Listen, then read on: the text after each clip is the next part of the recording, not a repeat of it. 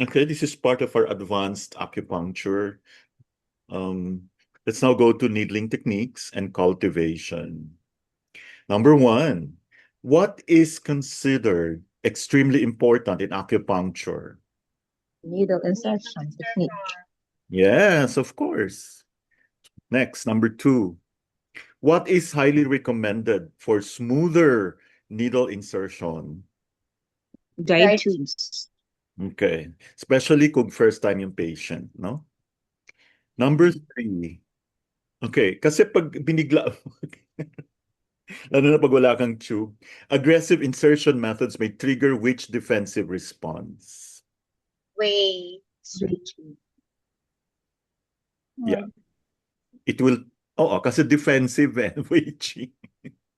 Number four, what does Tachi refer to? Arrival and engagement. Arrival and engagement. Very good. According to Ling Shu, by the way, next week we're going to discuss the Ling Shu needling insertion and technique. Okay, who confirms the Dachi? Sino nagko-confirm na may Dachi? Practitioner. Okay. So kailangan nararamdaman mo, hindi yung pasyente. Yeah. Number six, the Ling Shu compares engaged qi in the needle to, okay, this is about, okay, yung nafe-feel mo sa needle to, no? Biting fish. Okay. Sino dyan mahilig mangisda? Okay. Okay. Next. Acupuncture Kumain lang ng isda. occurs after Chi engagement. qi engagement. Engagement. Pag walang qi engagement or tachi, do not manipulate the needle. Okay, number eight. Hold the needle like a tiger firmly in one's grasp. Appears in which classical text? Ling Shu. Legendary talaga si Ling Shu. Number nine. Sensation traveling up the channel after needling indicates Correct channel. Transmission. umaakyat siya sa channel. Okay. Number 10. Checking the pulse after insertion helps determine Whether intention affected the channel. okay, so that means you have to check the pulse. Okay. Number 11. Which needling category aims to rid weakening pathogenic factors? This will be discussed maybe at more length next time. Tian. Yeah, TM. Yan. Number 12. Which category relates primarily to the kidneys? Hui. Hui. Hui. Hui. Hui. Hui ba? Hui. Okay, number 13. Which needling category invigorates the young? So wala na tayong hui, wala nang qian, dalawa na lang. Chuang. Paano ba yan? Chuang. Of course. Okay, number 14. Scraping upward on the needle handle. Generally, so bakit mo scrape upward? What does it do? Tonify. Tonify mo. Okay, pag in-scrape mo naman downward on the needle handle, Sedates. siyempre sedates or disperses. Okay, we don't know tween. Okay, wala pa tayo niyan. Well, we will also take this up in the future. Which Tuina-derived needling method involves lifting and thrusting? Na. Alam na. Okay. Na. Na. Number 17. Rapid actions with lifting and thrusting are generally used to Reduce. Rapid. Reduce. reduce. Rapid kasi mabilis. Okay, nakita niyo yung iba, kasi parang tinatanggal. Rapid. Twirling and the rotating techniques are called... Ay, walang alam. Cha. Cha. Ay, cha. Cha. Okay. Cha. Cha. Okay. Number 19. Which technique is commonly used to scatter external conditions? Cha. Yeah. Okay. Cha. Okay. We will discuss this at more length next time. No? Next, number 20. Which technique involves scraping the needle handle with a thumbnail? Uy, ginagamitin mo yung thumbnail mo. Oh. Kwa. Kwa. Wow. Wait. Okay. Chu. Advanced na to, pero dapat alam natin to. No? Okay. 21. Which technique breaks up P obstruction, especially yung mga painful obstruction, no? So, there is a technique para mabilis maalis yung pain. Pi. Pi. Okay. High. Next, flicking the needle handle to quicken blood is called... Tan. Flip. Okay. Tan. Tan. Which point is specifically mentioned for flicking to enhance blood circulation? Spleen 10. Yeah, spleen 10. If you flick, Like parang pinipitik-pitik, no? Okay. Next,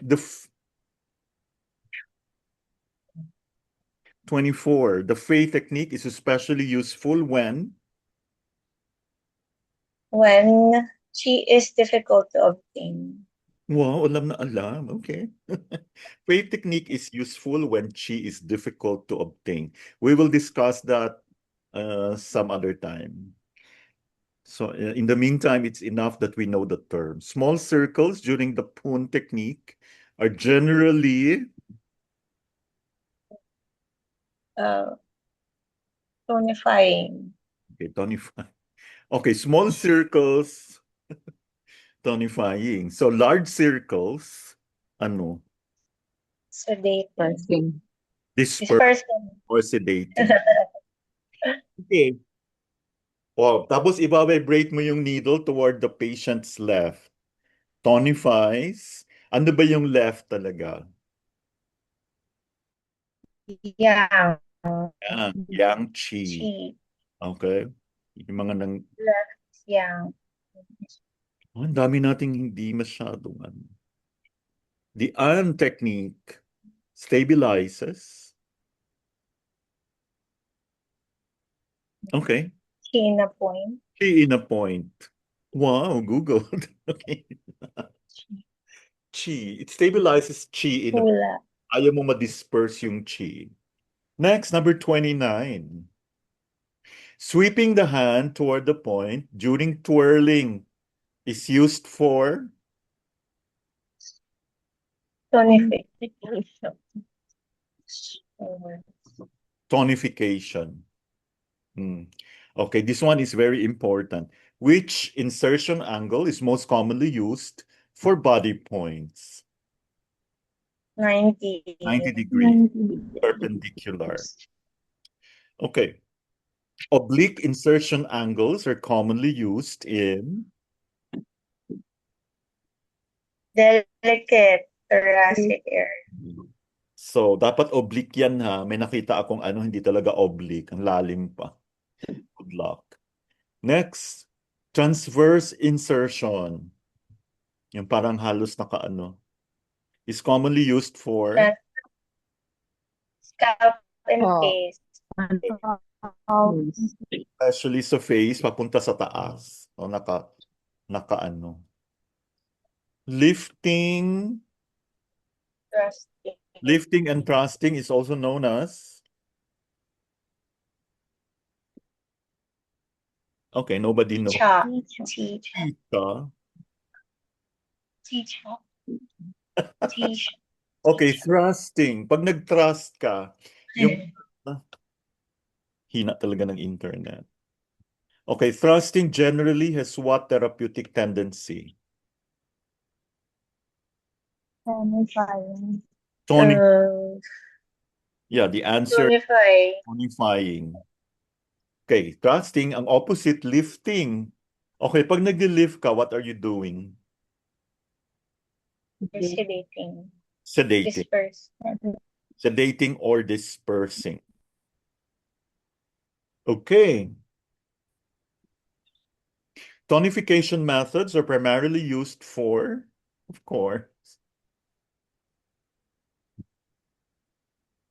Answer, deficiency conditions. Deficiency condition. Number 30, Efficiency. Deficiency condition. during tonification, remember this, insertion is classically performed during, so pag tinotonify mo yung patient, yung point pala. Hindi, Kailan mo siya i-insert? Inhalation. Inhalation. So you have to ask the patient, inhale, diba? Sabay tuso. Yeah, very good.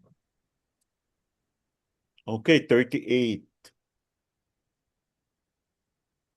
Sedation methods are used for, Excess. Excess. of course, excess. So I think you already know what is the next question, no?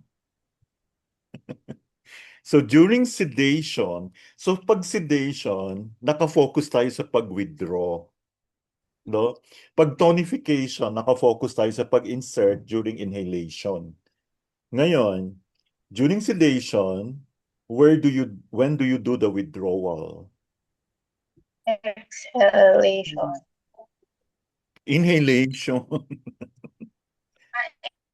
Inhalation. So pag sinisedate mo, pag winidraw mo, Inhale. during inhalation. Inhale. Okay? Okay, get. Yan. So again, tonification, insert, inhale. Inhale. Pag Sedation. withdraw, inhale. Next. So I hope this is very helpful, no? Okay, mahina lang talaga ang internet. Parang ayaw nang tumakbo. Okay, number 40. Which sensation is commonly experienced by patients during PACHI? Heaviness. Yeah, heaviness. Mabigat. Yeah, correct answer is letter B. Okay, sa part naman ng practitioners, this is for number 41. Grabe, matatapos na lang tayo, ang taga. Practitioners may feel the needle become, Tight and grasp. yeah, anong description nga yun, yung pag nangingis, Biting fish. yeah. Okay. Now, we also discussed, if you were listening to the lecture, through needling. So this is for number 42. Bakit tumatag ka? Ayaw lumabas ng 42. Okay. Through needling involves, Needling from one point towards another. yeah. So kailan ito ginagamit? Pag neurological conditions. Okay. Next, we go to, grabe, lalong nag-weekend. Surrounding needling is especially useful for, Dermatological. yeah. Actually, nag-i-improve talaga. Surround mo lang ng needle. Magastos lang sa needle. Tawag sila dun eh. Yeah. Something dragon. Yes. Surrounding the dragon. Yeah, Kalimutan. in the Basta dragon. something dragon. Yeah. Ang dami mo na talagang alam, Manda. Talo mo pa yung Okay, Tung style acupuncture strongly emphasizes, Distal. Yeah, distal points. So, pag hindi distal ginagamit, medyo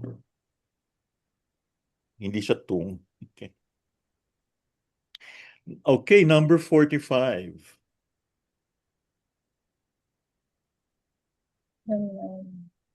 Ang tagal. Okay. The mind leads the needle refers to B.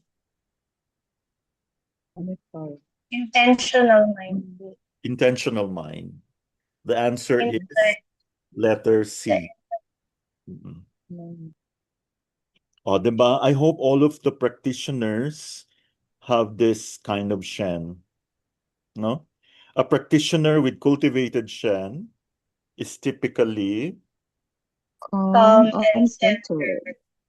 yeah, so kailangan, even the posture mo, yung pagtayo mo, no? Okay, so how do we stay calm and centered? So we have what we call sensory cultivation, develops through Repetition and And quiet quiet and attention. attention. repetition and quiet attention. Next, number 48. Tagal. Grabe. Traditional schools teach regulated breathing to improve Precision and stability. Stability. regulated dapat yung breathing mo, no? Para medyo precise yung pagtusok. Okay? Now we go to 49. We're almost done. It's just that the internet is not cooperating. Grabe. Which classical text heavily emphasizes needling methods and tachi? Ling Shu. So next week we're going to focus, or we're going to talk more about Ling Shu. Okay? And finally, we come to the last question. Okay. This one is a good one. According to classical teachings, excellent needling should first, Treat the spirit. yes, The treat the spirit. Kasi With kailangan, the spirit. yeah. Wow, very good. I hope everyone enjoyed this except for the very slow internet. Grabe. So, I'll see you again next week. Thank you so much for joining me.